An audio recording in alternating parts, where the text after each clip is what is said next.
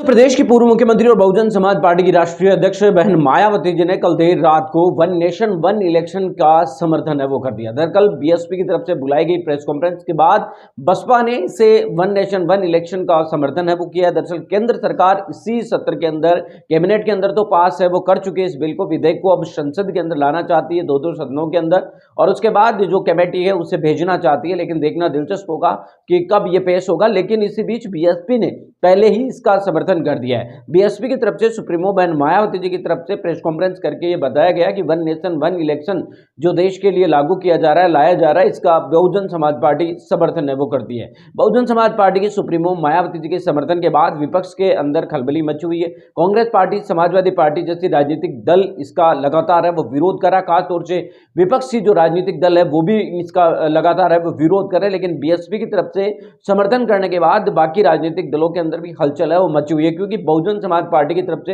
यह कहा गया है कि देश हित में लाए जाने वाले बिलों के बीएसपी समर्थन में है। बहुजन समाज पार्टी की सुप्रीमो मायावती जी ने यहां पर सभी दलों से इसका समर्थन का भी आग्रह किया। उन्होंने कहा कि सभी लोग इसके साथ आए और इसका सपोर्ट भी करें।